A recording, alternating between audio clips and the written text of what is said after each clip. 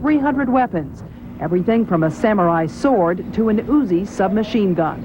All of them will be melted down. These are guns that will never end up in the hands of the criminal element anywhere. Organizers never expected crooks to hand over their weapons, but people like Joseph Hamer, who was grateful to get rid of a .22 rifle and a pistol. We've been trying to get rid of the guns for a couple of years now. Since my grandson started visiting, his mother is not very happy to have a gun in the house. Organizers hope the program will cut down on gun-related accidents and the use of guns in suicides and domestic disputes. But with an estimated 230 million guns in private hands in the U.S., it's hard to believe it will make any difference. But some police officers say such programs here and elsewhere do have an impact. Everything helps. Anytime you can get a weapon off the street, that's one less weapon we have to deal with.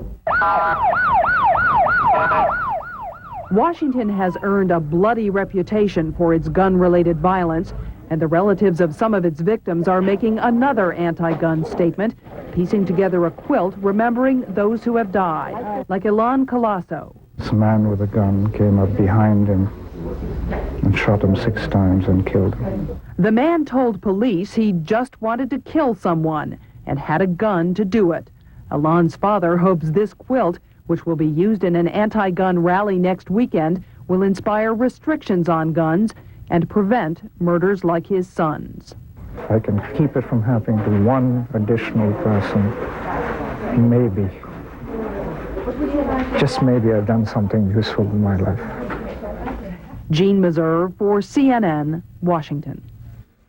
The crew of the Space Shuttle Columbia will get an extra day in space. NASA today deciding to extend the research mission because the astronauts were able to conserve enough energy. Columbia is now scheduled to return to Earth on Thursday. Up next in Dollars and Cents News, a literary trade war between Australia and Britain, and later, the struggle of the barrio hits the big screen.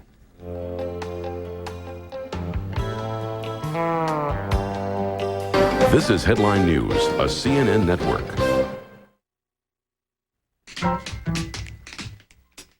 It's happening. Business is starting to go places, taking to the skies. And so is Marriott.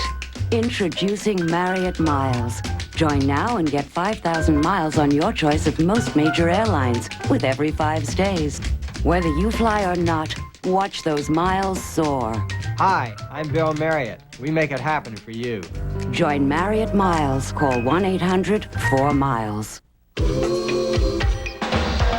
Where can you find 28 different, breathtaking, soul-soothing, spirit-lifting pieces of paradise all in one place? Baby, why don't we go to the Caribbean?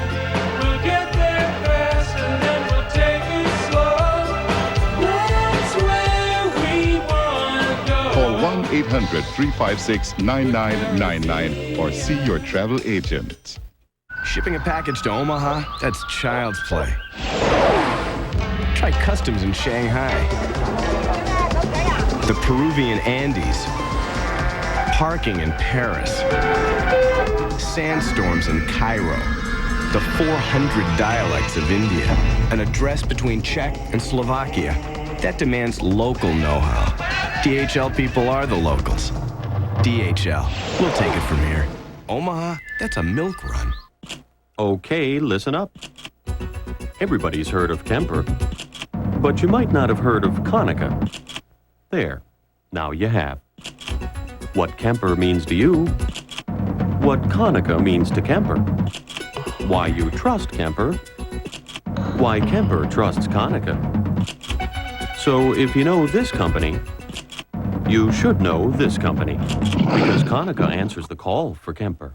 Troop dismissed.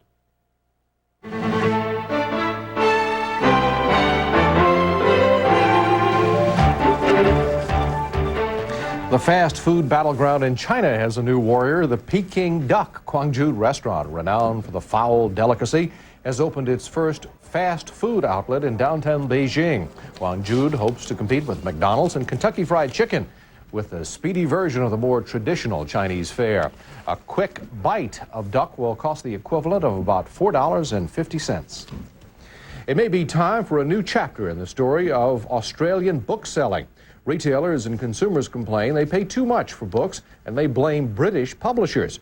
Walter Hamilton explains why. Which books Australians read is still largely determined by that colonial legacy, the British publishing empire. A book like this, out in America for $27, is only available here in the British version for $60, a price difference which goes well beyond exchange rates. New South Wales opposition leader Bob Carr says it's got to stop. Why should we continue to give a privileged position in the Australian book market to British publishers when they've demonstrated they can't get books cheaply onto this market? The Prices Surveillance Authority agrees. In a report 3 years ago, it found that Australians pay 30% more for the same book as overseas readers. It recommended complete abolition of the import restrictions, saying it would result for consumers in greater efficiency and lower prices. The government compromised, giving British publishers 30 days to get new releases to Australia or lose their monopoly. It has meant books now get here faster. Often we have the best of both worlds in that the books are published here before they're available in England and America, because the British publishers are very keen to hang on to their market. But it hasn't meant cheaper books, and the PSA says a review of the situation scheduled for next year should come early. It's very clear, I think, that these import monopolies really ought to go. A major bookseller agrees that lower prices would result from a free market. When you consider that an American book is going to go to the UK, it's going to be changed in its spelling, it's going to be changed in its cover, probably changed in its format too. You'd have to believe that the American books that have to take a detour through the UK would be cheaper if they came directly here. This is of importance not only to individual book buyers, but to every local library, every school, TAFE and university library. It's important to teachers and it's important to their students. Bob Carr has written to Paul Keating asking him to put books at the top of his Republican agenda. Headline Sports is up next.